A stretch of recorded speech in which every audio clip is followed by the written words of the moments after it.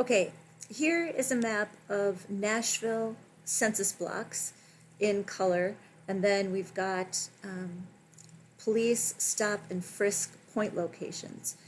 And I want to get a count of how many stop and frisks happened within each census block. To do that, I do something called a spatial join, and it basically joins features from one data set into another data set based on the spatial relationship between them. So one way to do that is to right-click on the more complex geometry, which would be our polygons in this case, and joins and relates and do a spatial join. That's one way. We can also use the geoprocessing tool search here and perform a spatial join. There's a little bit of a difference between providing a spatial join and then running the spatial join tool, and I'll demonstrate that in just a second.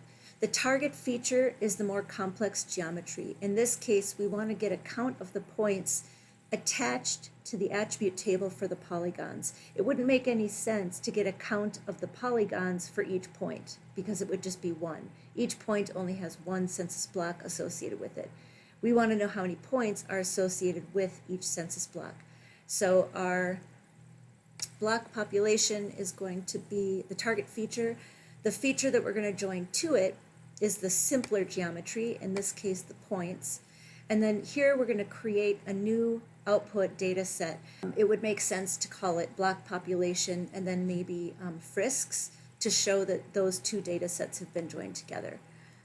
Intersect works because point is a dimensionless feature, so this will give us count of everything inside a block. Okay, the results are going to add automatically to the map, and it's going to look just like this block population with a slightly different title and more important information in the attribute table. Okay, that's just what you can see here. This is our spatially joined. It looks just the same. I'm going to turn this one off. Go into the attribute table to verify our results, and we're looking for a join count field or a count field, and it's right here at the beginning. This is the number of frisk stops in each census block, and to verify that this was done correctly, we could sort it. Okay, so the highest count over the period of time that this data was collected for is just over 21,000. If we highlight this record, it's right here in our view, and we can kind of zoom out and get a sense for whether or not that's correct. It's a little bit hard to compare counts per area because the areas are going to be so different. And a count like this doesn't really make sense as a raw number. It would make more sense to normalize it and either get a density of points per unit area or to normalize it as a rate by getting the stops per 100,000 people or something like that.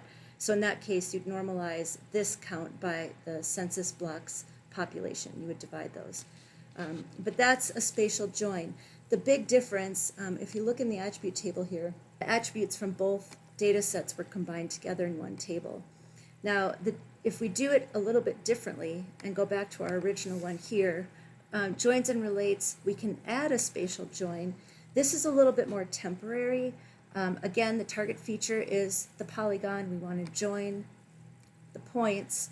But notice here we don't have the option to create an output file because this is just going to temporarily give us the information in this table.